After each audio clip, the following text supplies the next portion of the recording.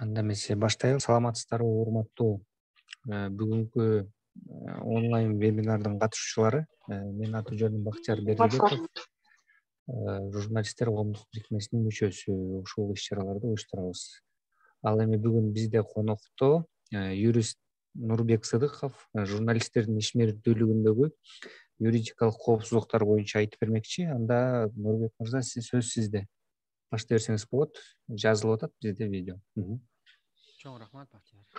Саламатсыздарбы, урматтуу кесиптештер?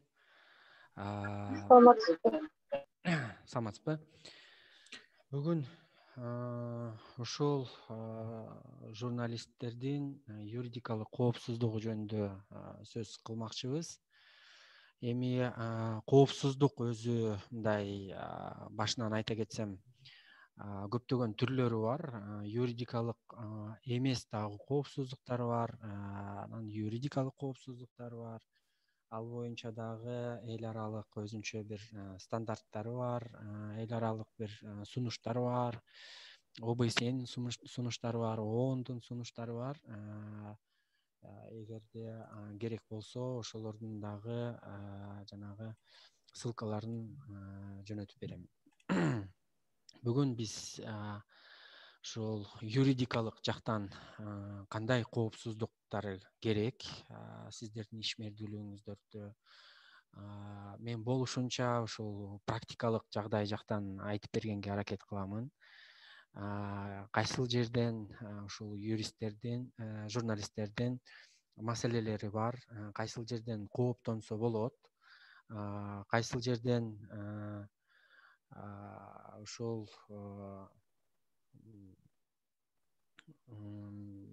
жерде маселелер бар. Анан кийин эң бир жагдай сиздерге дагы өтө керектүү болот го деп ойлойм. Бул эгерде сиздерди суракка чакырса, кандай өзүңүздөрдү алып барышыңыздар керек, укуктук жактан алып барышыңыздар керек, мындай тактикалык жактан кандай алып барышыңыздар керек, сиздердин башкы укугуңуздар боюнча ушу сурак берип жатканда сиздерди эми азыркы убакта ушул көбүнчө күбө катары суракка чакырып, бир канча бир информациялар, маалыматтар боюнча ушу сиздердин ишмердүүлүгүңүздөр боюнча дагы биз дагы ошол иштер боюнча адвокат болуп катышып атабыз. Бүгүн дагы бир соттук процесстен келе атабыз. Ошол ал жөнүндө дагы мен өз баяндамамда айтып бергенге баарын толук айтып бергенге. Нурбек мырза, бизге катуураак сүйлөп коесузбу? Жакшы угулбай калып атат. Мен муну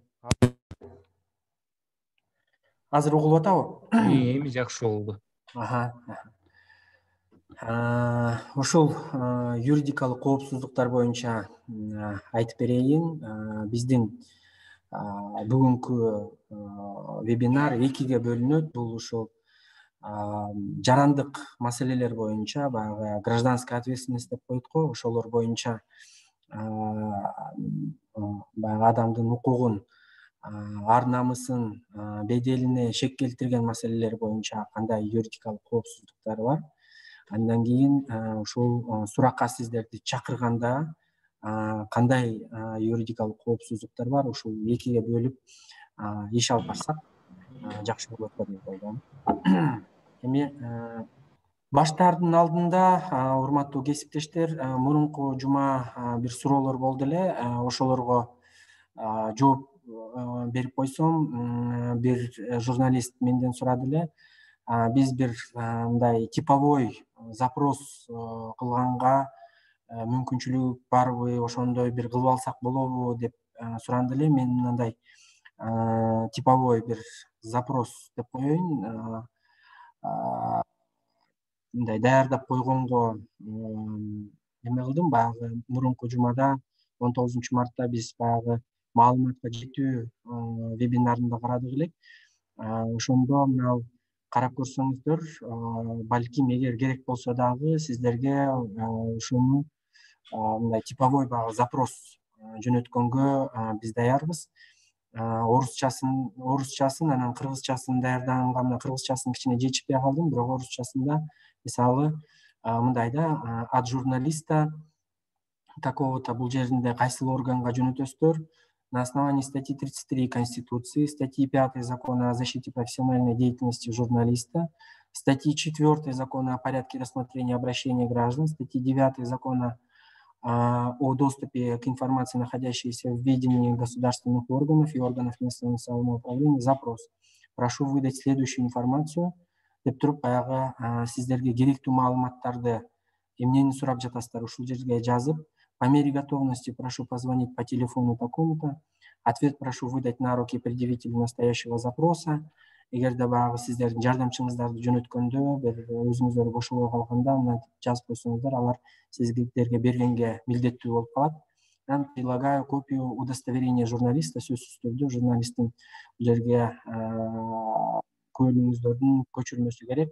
Анан мындайча бир маалымат катары астында в порядке информации в соответствии со статьей 13 Закона о защите профессиональной деятельности журналиста, должностные лица государственных органов, органов местного самоуправления несут ответственность, в том числе за предоставление недостоверной и необъективной информации журналисту. Нарушение прав журналиста, установленных настоящим законом, влекут ответственность в соответствии с законодательством. Деп мындай маалымат катарында астына жазып койсоңуздар дагы бул бир ашыкча болбойт го деп ойлойм. Ушундай бир маалыматка жетүүгө ушундай бир типовой бланк менен дагы образец менен колдонсоңуздар болот. Эгерде керек болсо сиздерге мен дагы жөнөтөйм. Бул жерде кыргызчасын дагы мындай жакшы котормочу эмесмин, которуп койгонго аракет кылдым. Эгерде керек болсо сурасаңыздар, мен дагы организаторлорго жөнөтөйм, алардан алып алсаңыздар болот. Эми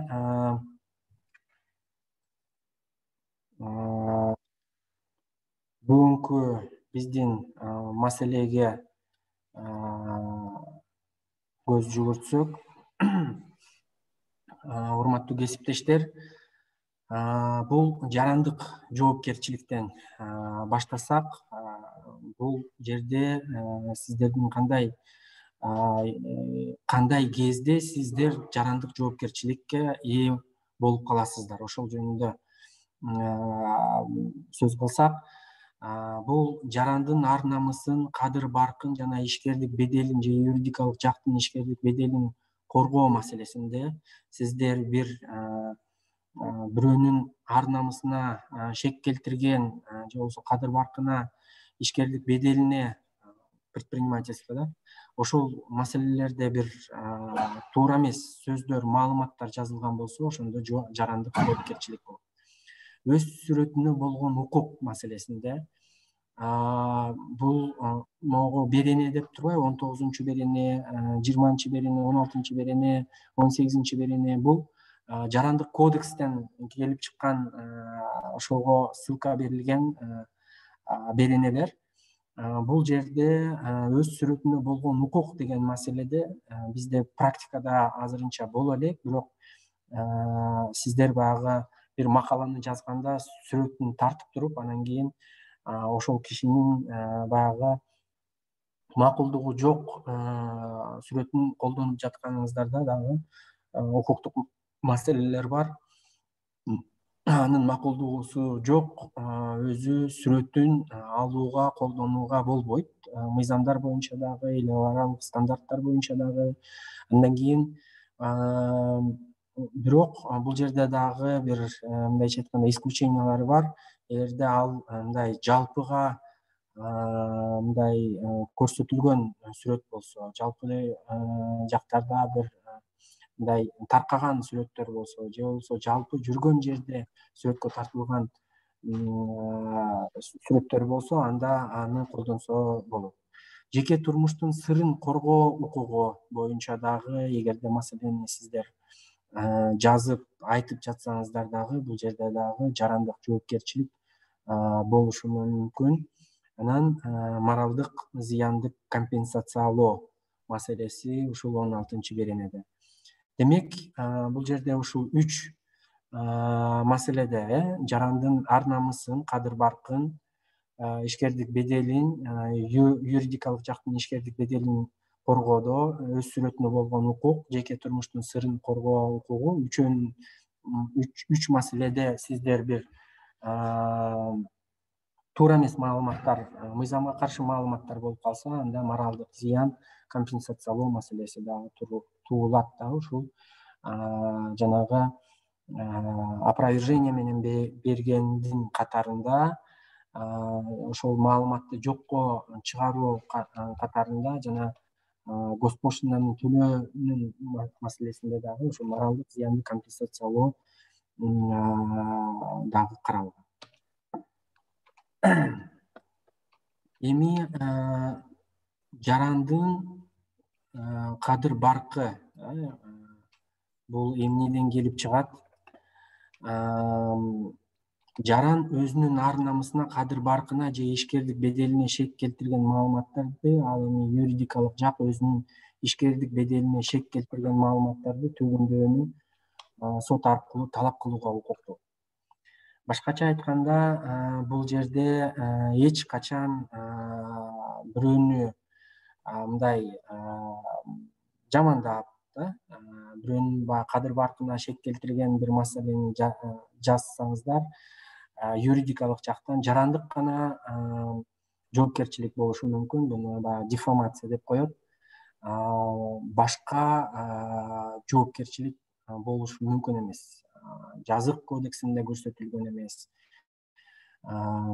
Сиздерди баягы бийлик органдары тарабынан бир жерде баягы сөз кылган болсо, аларды дагы баягы укуктук органдар, правоохранительный органдар баягы чакырганда дагы ошонун эч кандай жазык кодекси боюнча жоопкерчилик көрсөтүлгөн эмес. Эгер маселе болсо сотко бериш керек деген сөздү айтсаңыздар туура болот.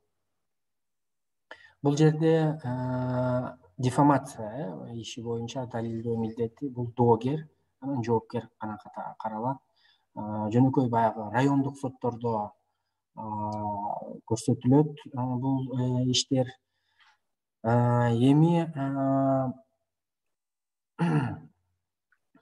дагы бир маселе, сиздерде ушул учурга дал келбеген маалыматтар болгондо, бул талаш болуп жаткан учурда чындыгында болбогон фактылар жана окуялар боюнча айтылган ой пикирлер деп ушуларды баягы недостоверная информация, чыныгы окуялар жөнүндө маалымат талаш боло албайт. Сот чечимдеринде жана өкүмдөрүндө алдын ала тергөө органдарынын токтомдорунда жана башка расмий документтериндеги маалыматтар чындыкка дал келбеген маалыматтар катары каралышы мүмкүн эмес. Мындай маалыматтар мыйзамда каралган башка тартип боюнча даттанууга жатат. Ушул баягы бир чечимдерди сиздер туура эмес болду же болбосо ошол жерде мындай туура эмес чечим чыкты деп айтканда дагы мындай ушуну дагы бир өтө этияттык менен карасак, ооба буга бир мындай юридикалык жоопкерчилик жок, бул сиздердин өз ара баягы оценкаңыздар. Ошону менен катар буну баягы туура эмес деп айтууга бирөөгө шилтеме жасап айтсак да, буну бир адвокат айтты же болбосо ошол тараптар айтты, ошол тараптын сөзү боюнча бул чечим туура эмес, далил эмес, же болбосо далилдер туура эмес чыкты. Анан бул маалыматтар боюнча ошол сот көрсөтүлгөн чечимге даттануу болот деп туруп, ошондой мындай ссылка кылсаңыздар, албетте баягы кичине туурараак болмок.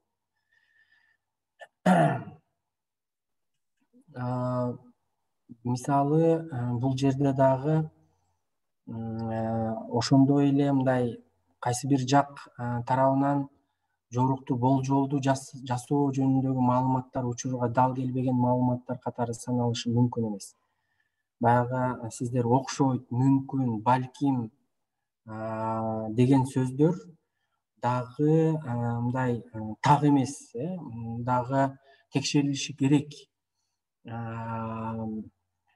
бир ишибиз боюнча Окенова деген жараныбыз ушу Азаттык медиасын сотко берди эле. Ошол жерде дагы мындай журналист, автор окшойт. Ушул жерден акчалар ошондой көп төлөнүп калган окшойт деген баягы өз оюн мындай мындай дагы далил керек деген мааниде жазганда, ошол жерде дагы бул мындай жорук деп айтыш кыйын да. Бул маселени дагы мындай талдап туруп айтсак, мындай юридикалык мындай коопсуздуктагы ушул окшойт, мүмкүн, балким, дешет деген сөздөрдү дагы этияттык менен колдонуп, бирок ошол эле учурда ошол бир кайсыл баягы соттук териштирүүлөрдө бул жоопкерчиликтен чыкканга, бир кайсы учурларда баягы журналист мындай моралдык жактан бул маалыматты баягы ЖМКнын мыйзамы боюнча маалыматты сөзсүз түрдө баягы талдап туруп, чындыгын билип туруп, анан кийин ырасташ керек эле деген эле маселе болот да. Бирок окшойт, мүмкүн, балким деген сөздөрдү ошол колдонууда мындай өтө этияттык менен карап, ошол жерден карап турсак.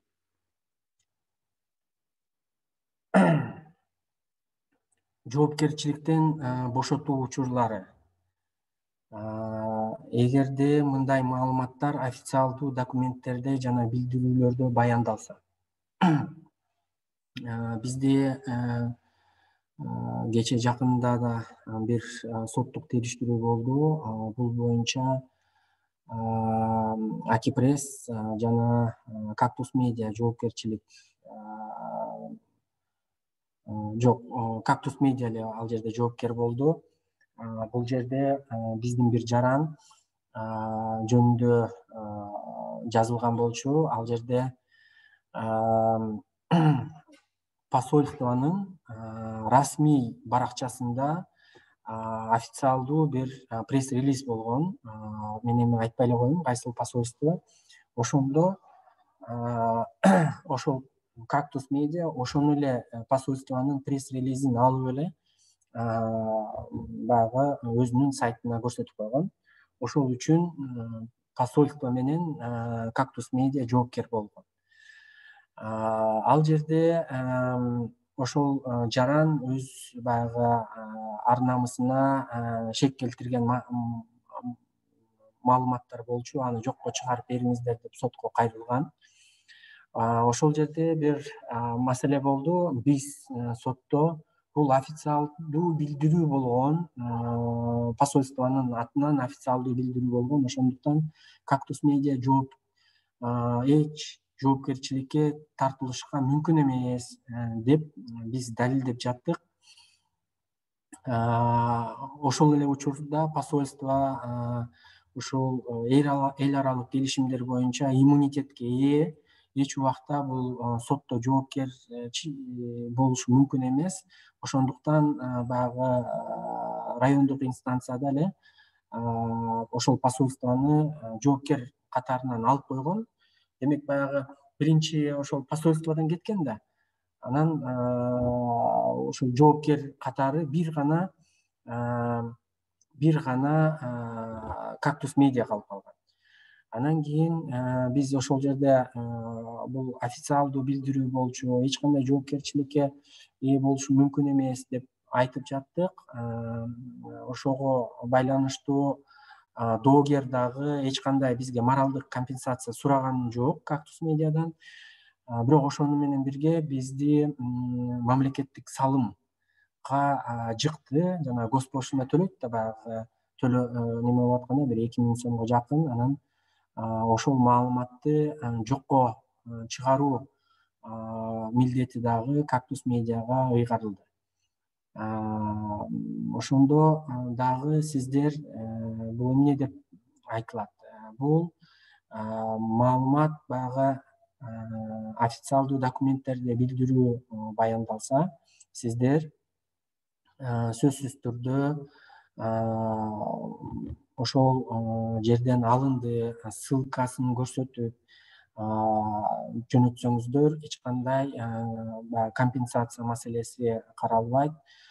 Бирок ошону менен дагы баягы юридикалык бир мындайча айтканда рисктер баары бир эмнегедир соттор баягы жоопкер катарында дагы массалык маалымат каражаттарды дагы азыр көрүп жатышат. Биз дагы бул менен күрөшкөнгө аракет кылып атабыз, юристтер.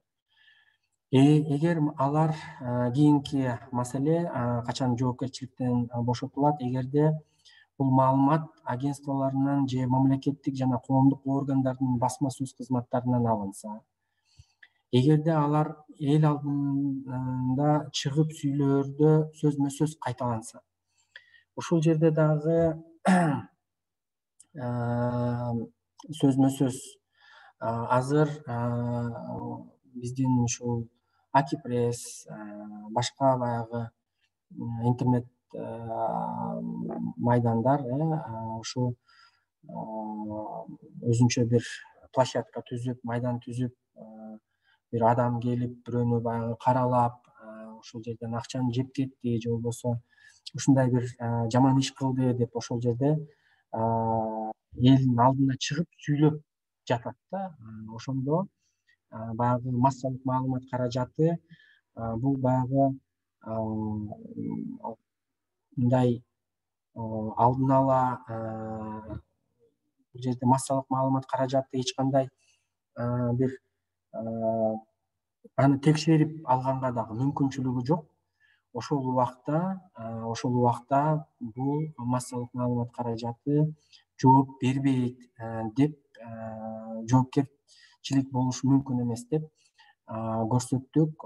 Ошондо дагы бир депутат сотко берип, Акипресс жана Кактус медианы сотко берди эле.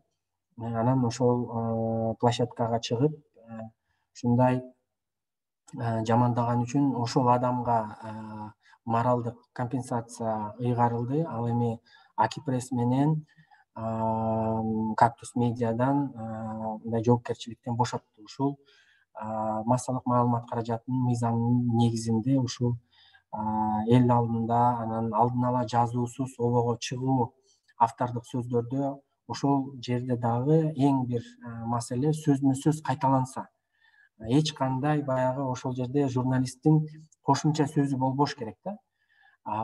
Ошол жерден дагы биз сотто протокол жүргүзүлөт. Протоколдордо баягы сөзмө сөз чыгып айтып атканда адам ошол протоколдоштуруп жазылган видеосун, сөзүн чагылдырып сотко көрсөтүп, сөзмө сөз кайталангандагы бул жерде эч кандай журналисттин же болбосо ошол массалык маалымат каражаттын жоопкерчилиги каралышы мүмкүн эмес деген маселени бизге жардам болду. Эми урматтуу кесиптештер, публикалык адамдар, публичная личность, булар баягы жеке жашоосунда жанагы бул мамлекеттик кызматтагы адамдар. Эгерде ошол мамлекеттик кызматтагы адамдар менен жөнөкөй адамдардын ортосунда массалык маалымат каражаттарда ушулар жөнүндө маалымат ар кандай болот. Ар кандай анын укуктук маселелери бар. Ошол мамлекеттик кызматтагы адамга критика бул туура, критикага дуушар болот. Эгер ошол адам баягы публичный болом деп, мэр болом деп, же болбосо депутат болом дегенден кийин ошол эле эл аралык стандарттар боюнча ал ошону менен мындайча айтканда макулдуулук берет. Ушул анын жашоо мындай кайсыл бир мындай неме кылганда жеке жашоосунда дагы, анын жүрүш турушунда дагы маселелерде мындай журналисттерге массалык маалымат каражаттарына дагы мындай ошого доступ болот деген маселеде ошол публикалык адамдардын жашоосу мындай аны алардын жашоосу боюнча чагылдырган маалымат башкачараак болот. Аларды критикаласа болот, алар критикага дуушар болот. Анан ага ошону менен алар публичный личность болгондон кийин ошого макулдуулук берет критикага дуушар болууга. Бул жерде дагы мындай өтө дагы бир маселе бар. Өткөндө биз бир видеону талдадык. Соц тармактарда аябай мындай Жумуш чыкпай калды. Эми чыкты. Чыктыбы? Кечиресиздер, бир видеону талдадык. Соц тармактарда жайылып кетти. Ал жерде бир публикалык адам башка бир адамдар менен отуруп, мындайча айтканда эми кыздар менен отуруп, анан кийин аларга бир башкача бир мамиле кылып, ал жерде ал кыздар дагы ошого макулдуулук берип, ошондой баягы өзүнө болгон аракеттерине деп коелу.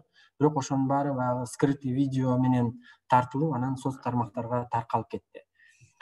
Бул жерде биз айтат элек, эгерде массалык маалымат каражаты ошондой видеону таркатса, ошол публикалык адамдын сүрөтү ошол жерде келбети көрсөтүлсө болот. Анда сиздер мындай коопсуздук бар, себеби дегенде публикалык адам бул жөнүндө айтсак болот. Ал эми ошол жердеги баягы кыздар жөнүндө мындай ошол жердин ал кыздардын келбетин жабыш керек болот. Себеби дегенде алардын бул жөнөкөй адамдар, алардын жеке жашоосуна биз кирише баштадык.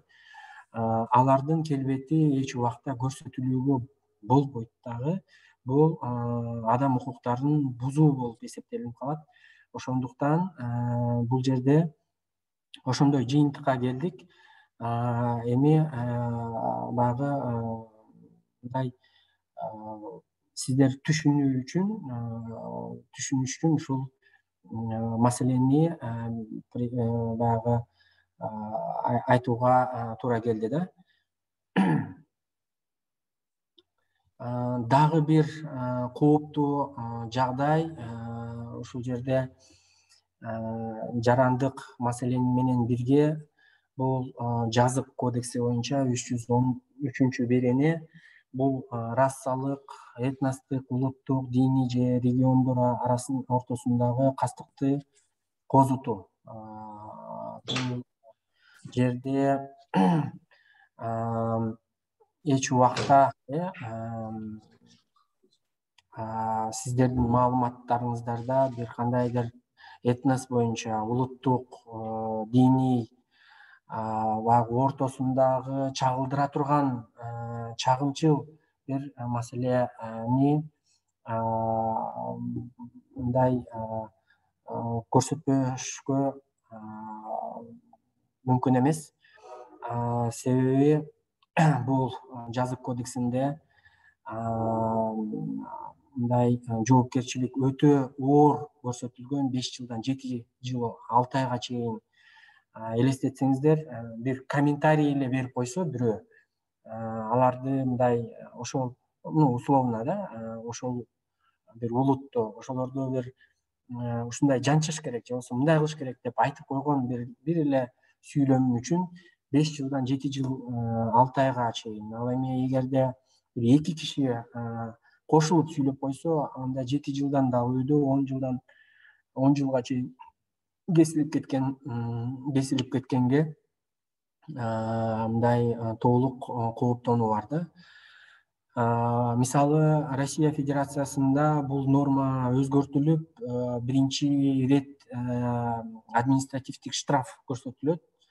канча бир 1000 рубль көрсөтүлөт да, анан кийин эгерде ошого карабастан 1 жылдын ичинде дагы деле улуттук баягы араздашууну айтып неме кылса, ошондо гана баягы дагы жазык кодекси боюнча мындай көбүрөөк штраф көрсөтүлөт. Андан кийин гана мындай эркиндигинен ажыратканга мүмкүнчүлүк болот да. Бизде болсо азыркы учурда бир эле комментарий, Facebook'ta bir комментарийни берип койгон үчүн 5 жылдан 7 жылга чейин эркиндиктен ажыратканга мындай толук мүмкүнчүлүк бар. Ошондуктан ушул бир улуттар боюнча же болбосо өзгөчө бир дин боюнча же болбосо бир региондор боюнча бул регион мындай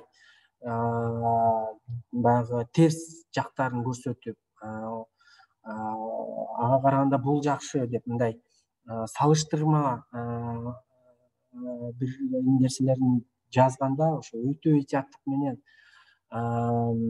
ушул маселелерди чагылдырып атканда сөзсүз түрдө юристтер менен сиздер бир мындай көрсөтүп сунушун угуп анан кийин расмий жарыяласаңыздар эң туура болот. Ушул жерден өтө этияттык менен карап иш алып барыш керек. Дагы бир маселе, урматтуу кесиптештер, бул жерде могу пандемия учурунда сиздер билесиздер, көптөгөн биздин жарандар ушул баягы каражаттар жетишпей атат, адамдар ооруп атат, больницалар толуп кетти, врачтар да ооруй баштады, врачтарга дагы каражаттар жетишпей атат деп мындай көптөгөн билдирүүлөрдү жасап атты. Ошол билдирүүлөрдө биздин баягы органдар Акипресстен башка бир массалык маалымат каражаттардан ушул кылмыш жасалгандыгы жөнүндө билип туруп жалган билдирүү жасоо деп ошол боюнча жазык кодексинде көрсөтүлгөн 344 берене менен жоопкерчиликке тартылат деп мындай көптөгөн билдирүүлөрдү көрсөтүп атты. Мына жерде карап көрсөңүздөр, ГКНБ распространяла в соцсетях фейк, дочь замдиректора ЦСМ, жительница Джалалабада попросила прощения, мужчина распространял фейк, что работник Сокуловской райадминистрации болен коронавирусом деп.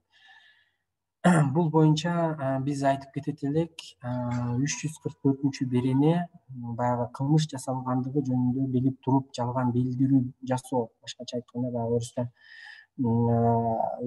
заведомо ложный донос деп коет го. Бул качан жоопкерчилик болот? Эгерде бир адам барып ошол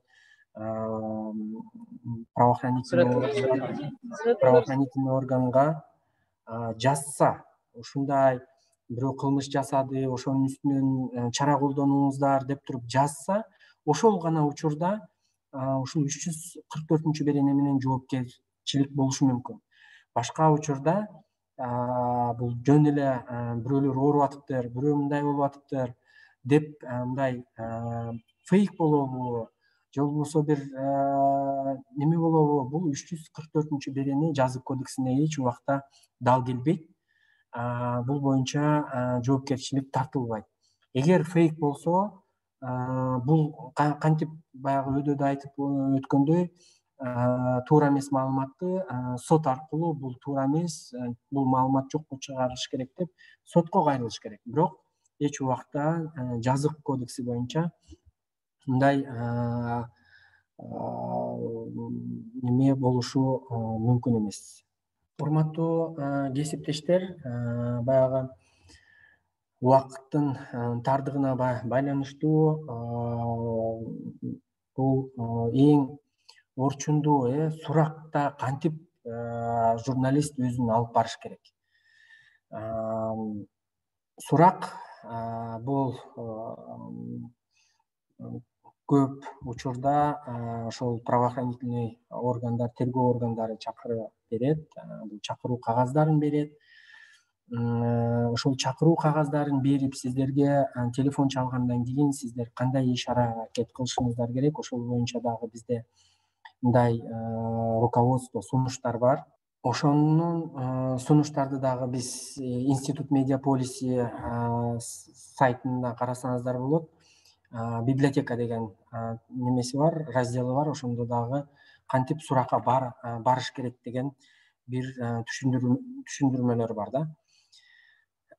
Ошол суракка барарда ошону мындай окуп алсаңыздар, себеби дегенде ошол мындай билдирүүнү биз баягы такшалган адвокаттар менен кошо жазышып бир кандай бир сунуштарды даярдаганбыз.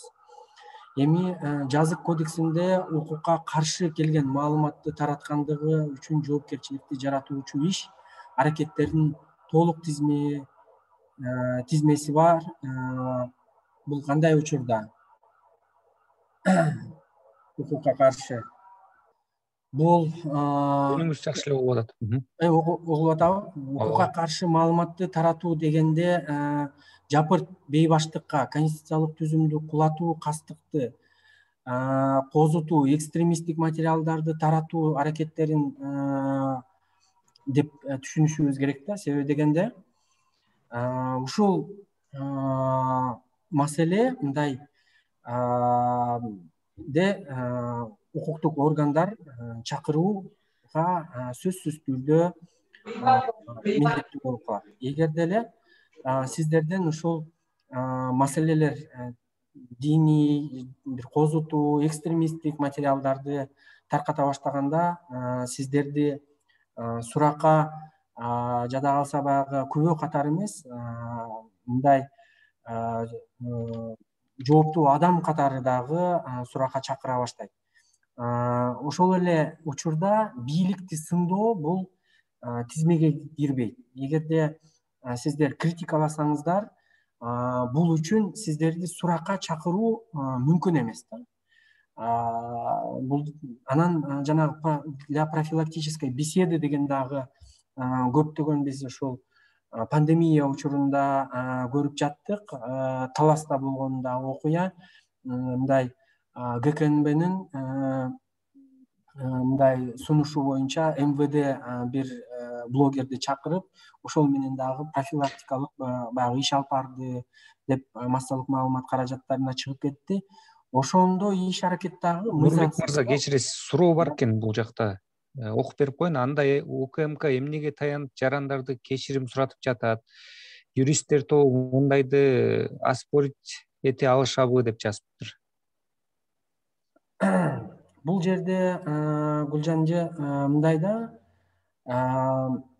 анда баягы пандемия учурунда биз баарыбыз үйдө отуруп калдык. Өз ыктыяры менен кечирим сурады деп айтып атпайбы? Биз ошол учурда массалык маалымат каражаттарында дагы аябай жазып аттык. Эч ким кечирим суратууга мажбурлай албайт. Ошонун ичинде тергөө органдары дагы эч убакта мажбурлап неме болбойт. Эгерде баягы жаран билип, туура эмес маалымат чагылдырып алганын билип туруп, анан кечирим сураса, бул башка жөн. Бирок мажбурлоо мүмкүн эмес. Анан бул жерде мындай да, эгерде жанагы биз дагы бир ошентип кечирим сураган бир аял менен дагы байланыштык. Бериңиздер, келиңиздер, биз сиздин укугуңуздарды коргойлу десек, ал бизге ушу келбей койду да. Бирок биз ушу айтат элек, бул мажбурлаган болсо сөзсүз түрдө бул мыйзамсыз. Аны bunday hareketlerdi sözsüz türde sotko ayrılıp жокко чыгарып анан кийин жоопко дагы тартканга мүмкүнчүлүк бар. Бул жерде баягы даже злоупотребление да өз баягы укуктары менен мындайча айтканда злоупотребляют мындай кылмыш жоопкерчилигине да тартылышы толук мүмкүн ошол ким мажбурлай турган болсо. Ошондуктан ушундай жооп берет элем да. Эч ким тилекке каршы мындай бизди мажбурлады деп эч ким айта алган жок да. Эгер айта турган болсо, конечно, бул мындай сот аркылуу көптөгөн бир изучууларга алып келет. Эгер сизге жооп бере алсам. Ушун менен көрдүңүздөр, эки маселе качан сиздерди чакырышы мүмкүн, сиздер баягы чагылдырган маалыматтарда бир козутуулар болсо, вражда болсо, же болбосо сиздер бир маалыматтарды чагылтып атканда бир маалыматка ээ болуп калсаңыздар, ошолор боюнча чакырганга мүмкүн. Анан бирок бир бийликти сындап жазган маалыматтар боюнча ал боюнча чакырууга же болбосо профилактикалык беседа кылганга мындай эч мыйзам жол бербейт. Рахмат сурооңузга. Сунуш. Бул жерде кандай? Бийликти сындоо кылмыш эместигин, ал үчүн суракка чакыруу УКМК жана Ички иштер министрлигинин компетенциясына кирбей тургандыгын эске алышыңыздар керек. Суракка барар алдында сөзсүз социалдык тармакка пост жазып, чакыруу кагазын сүрөтүн жүктөңүз. Бул биз аябай ушуну баягы сунуш кылгандан кийин кече жакында дагы биздин бир журналистти суракка чакырды УКМК. Анан сүрөткө тартып пост кылып койду эле. УКМКнын тергөө кызматы аябай баягы жинденип, эмнеге жарыя кылдыңыздар, андай туура эмес, мыйзамга каршы деп ушундай неме кылды эле. Бирок кайсы мыйзамга каршы, кандай бир туура эмес болду деп мындай неме кылсак, эч бир жооп бере албады да. Бул эмнеге керек? Ушул суракка мени чакырды, саат мынчага, мен ушул убакта чыктым деп мындай чагылдырып турсаңыздар, тергөө органдары сөзсүз түрдө мындай бул маалымат журналист менен иш алып барып атканын, бул маалымат сыртка чыгып, бул маалымат үчүн, бул сурак үчүн дагы жооп берип калышы мүмкүндүгүн, анан кийин бул мындайча айтканда дисциплинировать этет. Анан сиздер кайсыл убакта кирип атканыңыздар дагы белгилүү болот да. Ошондуктан сиздер баягы суракка барардын алдында сөзсүз түрдө ошол чакыруу баракчасын сурап, сиздер ушул жумушка керек болуп жатат, жумушка мен көрсөтүшүм керек деп мындай сылык мүнөздө сурап алсаңыздар, толук укуңуздар бар. Чакырса барбай койбош керек. Бирок зарыл себептер болсо, анда качан барууну өзүңүзгө ыңгайлуу убакытты жылтыртып койсоңуздар болот. Баягы сөзсүз түрдө барыш керек. Барбай койсоңуздар, сиздердин үстүңүздөрдөн жана принудительный привод деп коет, ошону токтомду чыгарып туруп, опер кызматкерлерин жөнөтүп, мындай кармап алып келгенге толук мүмкүнчүлүк бар, күбө болсоңуздар. Анан зарыл себептерди азыр алар боюнча да кайсыл учурда сиздер барбай кое аласыздар, ошол боюнча дагы биз азыр талдайбыз. Анан кийинки маселе бул тынымсыз суракка алуу, бул 4 сааттан ашпаш керек. Эгер 4 сааттан ашып кетсе, сөзсүз түрдө сизге убакыт берип, эс алып, 1 саат, 2 саат эс алып, анан кийин кайтара сурак башталышы мүмкүн. 5-чи бир биздин сунуш, суракка адвокатсыз барбаңыздар. Бул боюнча дагы мындай өзүнчө сөз кылмакчыбыз. Кайсыл адвокаттар менен барыш керек? Мамлекеттиктен берилген, ошол тергөөчү аркылуу берилген адвокат менен барса болобу, болбойбу, ошол боюнча дагы кичине мындай сөз алып барабыз. кийинки биздин сунуш коопсуздугуңуздар үчүн суракка күбө же шектүү адам катары чакырылып жатканыңызды мындай сөзсүз тактап алыңыздар. Ошол баягы чакыруу баракчасында сиздерди жазат. Ким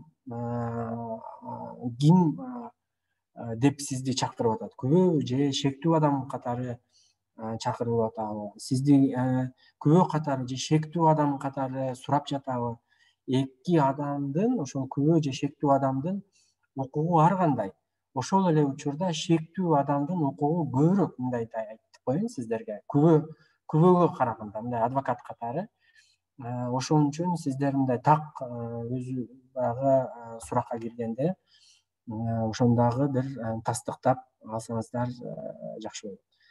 Сизди тергөөчү гана суракка ала алат. Биз көп учурда баягы көрүп жатабыз.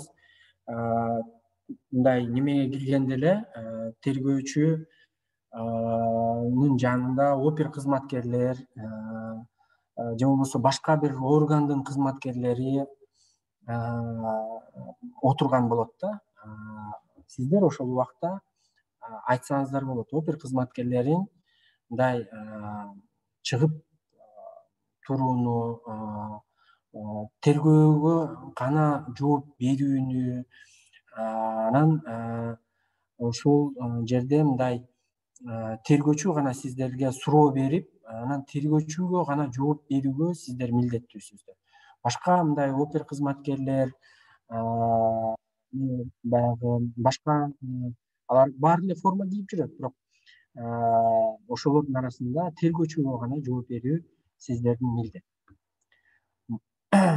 Суракка сылык, бирок баягы ашыкча эч нерсени сүйлөбөш керек. Анан суроо бергенден кийин ушул суроонун гана алкагында жооп бериш керек. Биз баягы кечээ дагы көрдүк, баягы журналистти сурап жатканда журналисттер баягы көп маалыматка ээ болгондуктанбы, баягы айтып бергенге мындай өзүнүн баягы психологиялык мындай немедеби? Нурбек мырза, мындай суроо жаралып атат да.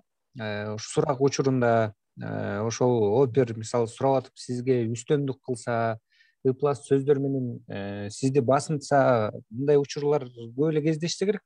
Бул мындай учурда сурак берүүчү кандай нерселерди жазаш керек, эмне кылыш керек?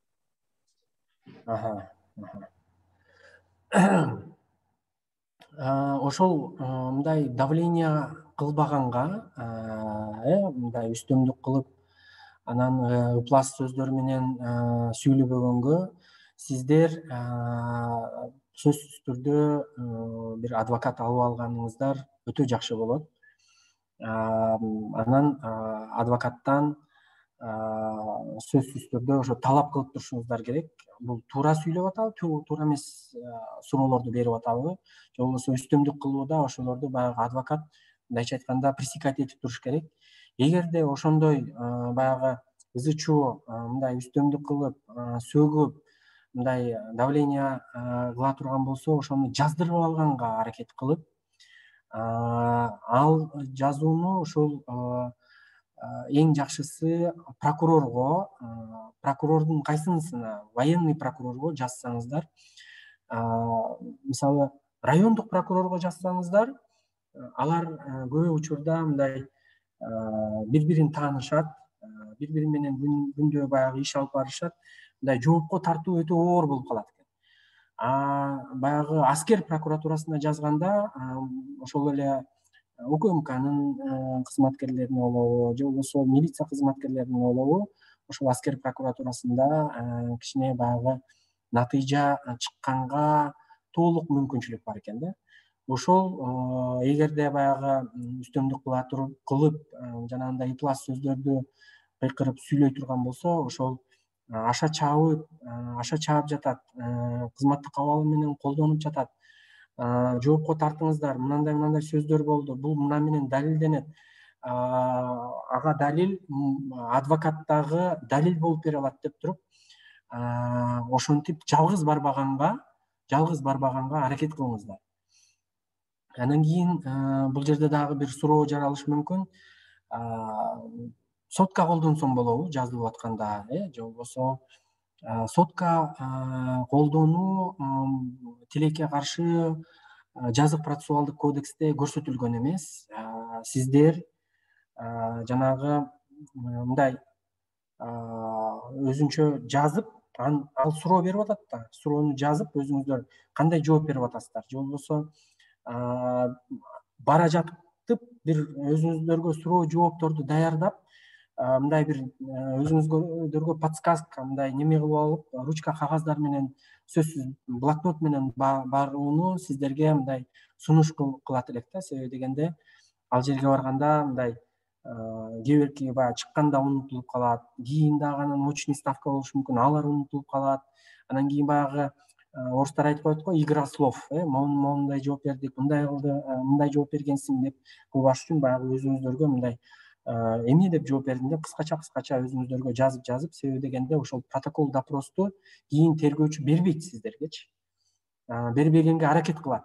Себеби дегенде бул допросту сиздер башка бирөөгө көрсөтөсүздөр, же болбосо ошону менен кийин дагы баягы даярдык көрүп алып келесиздер деп бул тергөөчүнүн өзүнчө бир тактикасы, бербегенге аракет кылат. Ошондуктан сиздер жактан тактика өзүңүздөр жаза баштагансыздар. Маалыматты ачыкка чыгарбоо жөнүндө кол коюу зарылдыгын түшүндүрүп берүүнү талап кылуу зарыл да. Азыр аябай практика мындай неме болуп кетти. Барган адамды эле сөзсүз түрдө эч кимге жарыялабаңыз. Бул маалыматтар сиздерди сураган боюнча маалымат не подлежит распространению деп туруп подписканы алып коюп атат, баягы кол коюу. Ошол жерде дагы кылмыш жазык процессуалдык кодекстин 191 беренесинде так жазылып турат. Кайсыл учурда ошол тергөөчү сиздерден ошондой кол ката алат. Сиздер ошол маалыматты ачыкка чыгарбаш үчүн сиздерди суракка чакырып, сиздерди сурап атат дагы, анан ошол суралган нерселерди сиздер чыгып эч кимге айтпаңыздар деген маселе ошол 191 беренеде эгерде необходимость болсо дейт да, эгерде зарылчылык гана болсо ошонун алынганга мүмкүн деп жазылып турат. Бул зарылчылык эмнеден келип чыгат? Бирөөлөр качып кете турган бир маселе болсо, же болбосо ошол жерде бир мамлекеттик сыр болсо, эгерде бир ошол бир далилдер жокко чыгарып кетүүгө сиздердин баягы ачыкка чыгарып койсоңуздар, ошол далилдер жокко чыгарып кетсе, же болбосо банктык сырлар ачылып кетиши мүмкүн, же болбосо баягы өздүк сырлар ачылып кетиши мүмкүн. Ошол үчүн гана тергөөчү сиздерден кол ката алат, маалыматты ачыкка чыгарбоо милдети. Ошону далилдеп айтса гана сиздер кол коюп бериңиздер. Эгерде ушу биз дагы кечеги бир суракта биздин журналистти алып бардык элек. Ошондо дагы бизден ушундай ачыкка чыгарбоо тил катын алды. Биз баягы урушуп атып, ошого баягы тил катына кол коюуга мажбур болдук. Бирок чыгып туруп эле 15 сутканын ичинде биз ошол следственный судья деп коет, ошого даттандык тергөөчүнүн ушул иш аракеттерине. Анан тергөөчү барып ошол жерде сотто анан дагы бир сыйра далилдеп ушул маалымат эмне үчүн жашыруун болуш керек, эмне үчүн ачыкка чыкпаш керек, ошол жерден дагы мындай уже соттун астында далилдеп берүүгө милдеттүү болду. Азыр эле ошол саат 2-де ошол сотубуз болду. Азыр келип эле ошо сиздердин вебинарыңыздарга отурдук. Демек, ар бир тергөөчүнүн аракети, сиз күбө болосузбу, шектүү болосузбу, сиздерди бир милдеттендирдиби, же болбосо сиздердин бир укуктарыңыздарды мындай жокко чыгардыбы, ошол алып туруп эле 15 сутканын ичинде ошол тергелип жаткан райондун тергөө сотуна кайрылып даттансаңыздар болот. Мыйзамсыз суракка чакырган жана маалыматты ачыкка чыгарбоо жөнүндө кол коюуну талап кылган учурда ушу эгер мүмкүн болсо даттанып да койсоңуздар болот.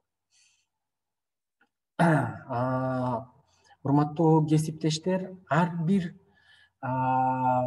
ушу ички иштер министрлиги болобу же болбосо финансы полициясы болобу, улуттук коопсуздук кызматы болобу, булардын өзүнүн ыйгарым укуктары бар дагы, анан кийин ар биринин подследственности бар. Кайсыл тергөө, кайсыл иштерди гана алып барат. Ошону дагы бара жатып адвокат менен сиз тактап алсаңыздар, бул ушу мени чакырып атат, ушул статья менен, ушул берене менен алар ушуну караганга мүмкүнбү, мүмкүн эмеспи? Ошондо дагы сиздер бир маалыматты чагылдырып жатканда, сиздерди чакырган боюнча маалыматты чагылдырып жатканда дагы, мисалы улуттук коопсуздук кызматы ушу мамлекеттик башчы тууралуу терс маанидеги сөздөрдү мындай аларды иликтөөгө эч бир мыйзамдарда көрсөтүлгөн эмес. Ошондуктан ошону дагы эч убакта сотко чейин өндүрүш жүргүзүү иштери дагы мүмкүн болушу мүмкүн эмес да. Мисалы сиздер критика кылдыңыздар, сиздерди бийликти критика кылдыңыздар, УКМК кызматы чакырса дагы ошону мындай талдап, бул ошолордун компетенциясына киреби, кирбейби, бул өтө чоң маселе. Көп учурда кирбейт, себеби дегенде улуттук коопсуздук баягы предмет, объект, бул граница же болбосо шпион же болбосо бир немелерди караш керек. Ал эми бирөө эгерде мындай ар намысына, беделине шек келтирген болсо, анда генералдык прокурор ошол сотко бериш керек ошол адамды. Баягы башка тергөө кызматтары чакырганга эч мүмкүнчүлүк жок. Сиздерди чакырганда жакын туугандарыңыздарга, досторуңуздарга дагы кабарлап коюңуздар. Анткени алар баягы моралдык жактан дагы колдоп, адвокатты катыштырууга дагы, көмөктөшкөнгө дагы мүмкүнчүлүк тосуп берет. Анан кийин сиздер канча убакытта баягы кирдиңиздер, канча убакыт жүрдүңүздөр, ошону дагы көзөмөлдөгөнгө мүмкүнчүлүк берет. Урматтуу катышуучулар, эгер суроолоруңуздар болсо берсеңиздер болот же жазсаңыздар, бул жактан окуп берип турабыз.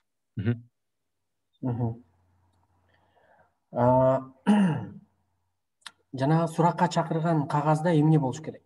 Сиздин фамилияңыз көрсөтүлүш керек, кимге жана кайсыл дарек боюнча баруу сөзсүз көрсөтүлүш керек, суракка баруу убактысы, күнү, сааты сөзсүз түрдө көрсөтүлүш керек, адвокат чакыруу укугу жөнүндө эскертиш керек. Ошол жерде прям жазылат, адвокаты менен келсеңиздер болот. Адвокатка укуктуусуздар, күбө болсоңуздар да ошону жазуу сөзсүз түрдө милдеттүү. Жүйөлүү себеп болбосо барбай койсоңуз эмне болору дагы жөнүндө эскертүү көрсөтүлөт. Телефон аркылуу көп учурда чакырып жатат.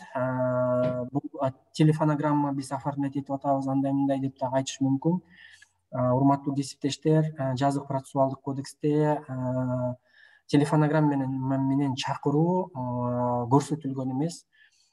Бул сөзсүз түрдө сизге чакыруу кагазын, повестканы жөнөтүш керек. Же баягы участковый аркылуу, жардамчысы аркылуу, же өзү келип кетиңиз деп туруп, ошол чакыруу кагазын берип, бир жагын өзүнө баягы алып калат, кол койдуртуп туруп, ошондо гана барыш керек. Анан кийин эгерде баягы телефон менен кабарлайт, сиздер сылык түрдө жумуштан мен суранышым керек, мен көрсөтүшүм керек деп чакыруу кагазды берип коесуздарбы, ал жок мен барышым кичине оор болуп атат, туура түшүнүңүздөр деп мындай сылык түшүндүрмө берип алыңыздар. Жүйөлүү себептер, кайсыл себептер болот? Мисалы, мен той өткөзүп аттым эле, бара албайм десеңиздер, бул жүйөлүү себепке кирбейт. Анан мажбурлап жанагынтип опер кызматкерлери менен алып келгенге мүмкүнчүлүк түзүлүп калат да. Ошондуктан мындай кайсыл учур жүйөлүү себеп болот. Ооруп калса адам, ал үчүн сөзсүз түрдө бир оорукча баракчасын тиркелиш керек.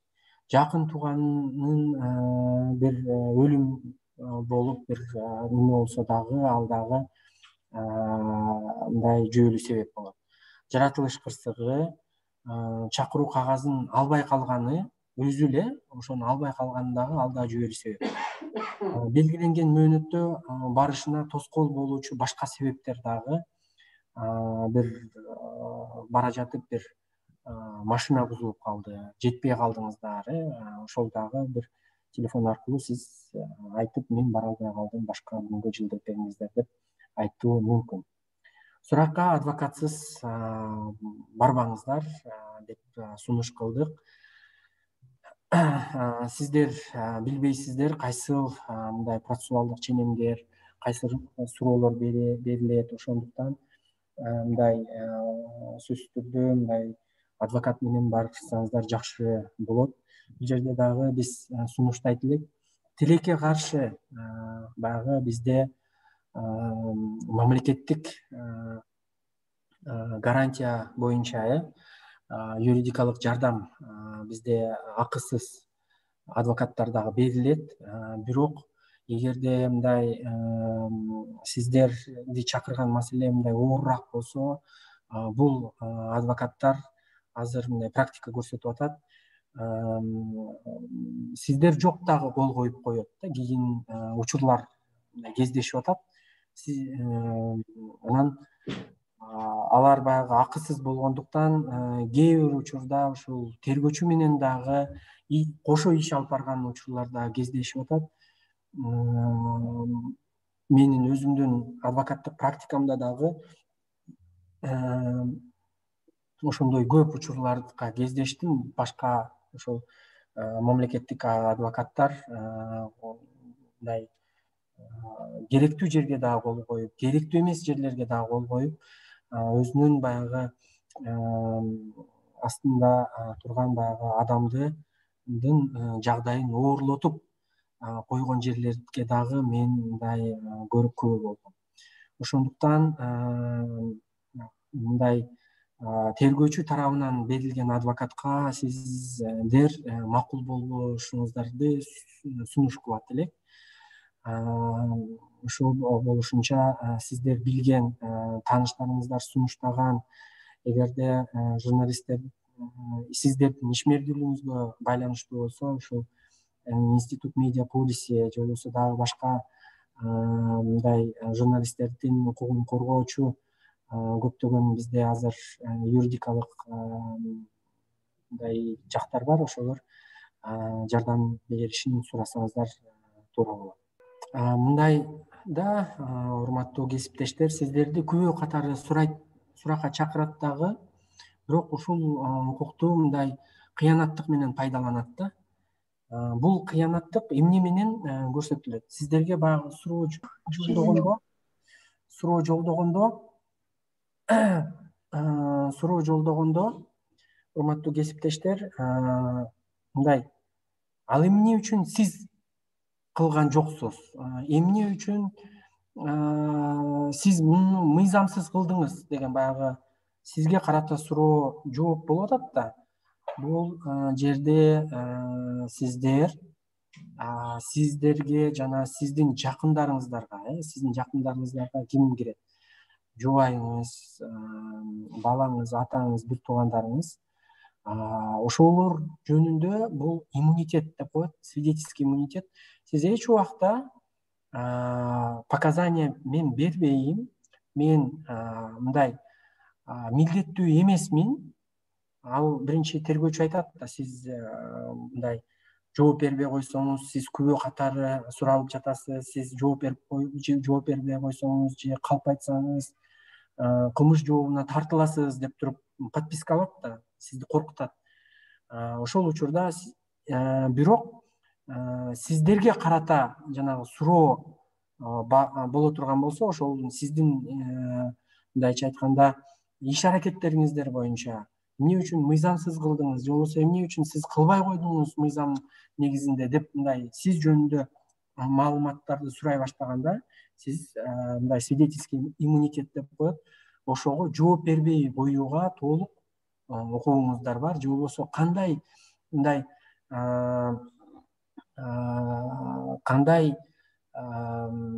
бир башка бир жооп берсеңиздер дагы, башкача жооп берсеңиздер дагы толук мүмкүнчүлүгүңүз бар. Эгер сизди күбө катары чакырса, сиз эне тилиңизде көбүнчө баягы биз дагы мындай адвокат болгондо орусча билет, анан тергөөчүлөр баягы орусча суроо берип, мындай орусча алганга аракет кылганда баягы кыргызчасы мындай неме болуп калат дагы. Сиздер эч убакта мындай сиздерге ыңгайлуу тилиңиздерде көрсөтмө бергенге толук укугуңуздар бар. Айтышыңыздар керек, жок мен кыргызча берем, орусча сураса да кыргызча берем, кыргызча сураңыз, мен кыргызча жакшы түшүнбөйм. Же болбосо эгерде баягы очный ставка деп коет, иностранец болуп калат, анда котормочу сөзсүз түрдө болуш керек. Кесипкөй котормочу болуш керек. Көрсөтмөңүздү өзүңүз баяндап жаза аласыз. Сурактын протоколу менен таанышып, ага кошумча жана өзгөртүү киргизе аласыз. Сурак бүткөндөн кийин сизге ошо распечатка болуп туруп, сиздер аябай кылдат окуп, ошол жерде мындан туура эмес сиз жаздыңыз деп туруп, ошол жерге кошумча киргизип, мен мындай жооп берген эмесмин, же болбосо мындай суроо болгон эмес, мен макул эмесмин деп туруп, ошол жерге дагы мындай аябай кылдат карап коюш керек. Көрсөтмө берип жатканда жазуу кагаздарын жана документтерди колдоно аласыз. Биз да кечээ бир суракта биздин журналист ошол өзүнө баягы жазып жатты, суроо берип атканда, анан суроо жооп берип атканда бул баягы тергөөчүнү аябай нерв кылды. Тергөөчү азыр алып коем, антем, ыргытам, мындай кылган мүмкүн эмес деп ушинтип айтып атты эле, бирок мыйзам чегинде кагаз жана документтерди колдоно аласыздар. Сиздер сөзсүз колдонуп турууну дагы сунуш кылат.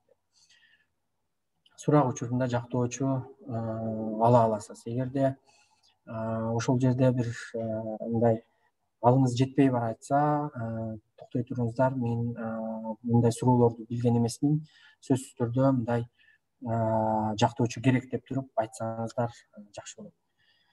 Сурак учурунда сылык болуңуздар, ашыкча сөз айтпаңыздар, ошол суроо жооп менен гана чектелип айтышыңыздарды сураңыз.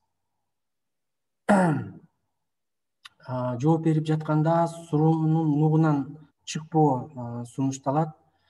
Ошондой эле сөз тергелип жаткан ишке гана тиешеси болушу зарыл.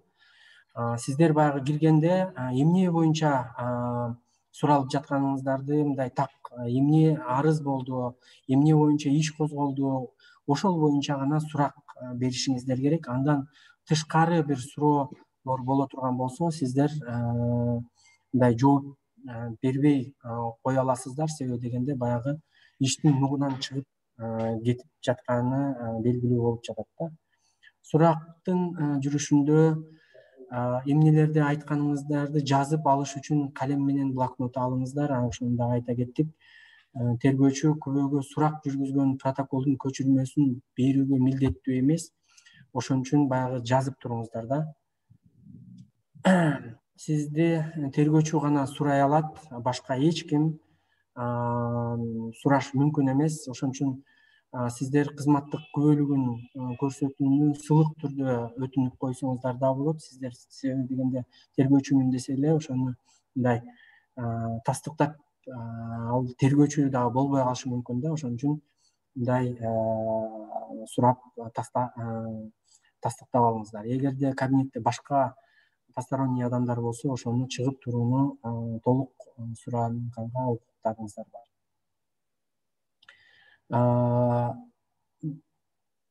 Ушул сураныч, ошол психологиялык басым болбош үчүн сөзсүз түрдө болуш керек да.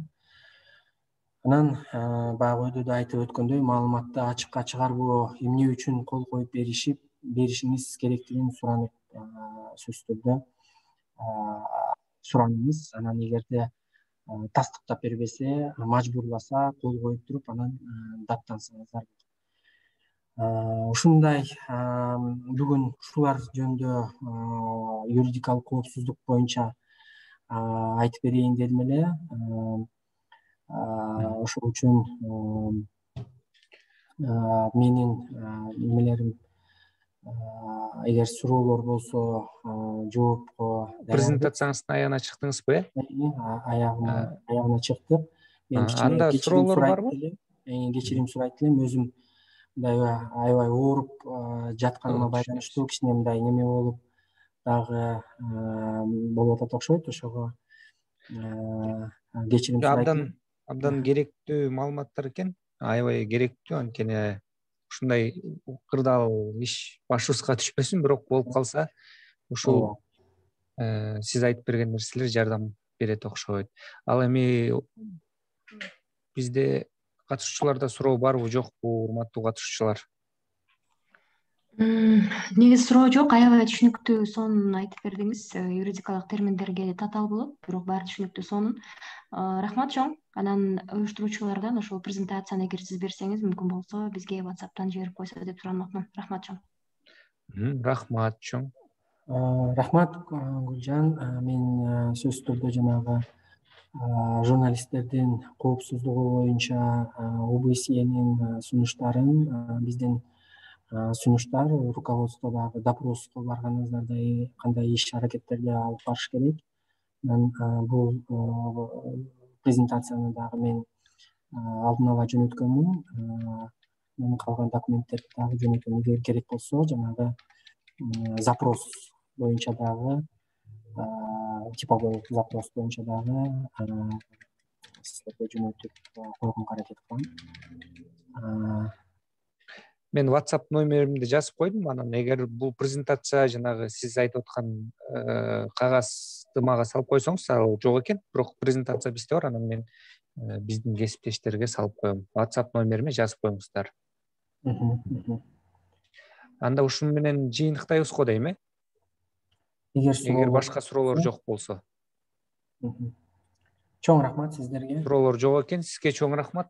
Чоң рахмат. Анда эмесе жыйынтыктайлы. Кийинки вебинар 29-ында болот. Социалдык тармактарда иштөө, Facebook, Telegramда маалыматты жылдыруу. Ошого дагы катышсаңыздар болот. Бардык шилтемелер биздин социалдык тармакта Facebook, Instagram, Telegramдарда бар. Катталып туруңуздар. Ал эми биздин өткөн темаларды дагы эгер укуңуздар келсе же жетишпей калсаңыздар, YouTube каналынын шилтемесин салып койдум, ошол жактан көрүп алсаңыздар болот. Анда саламатта туруңуздар. Рахмат.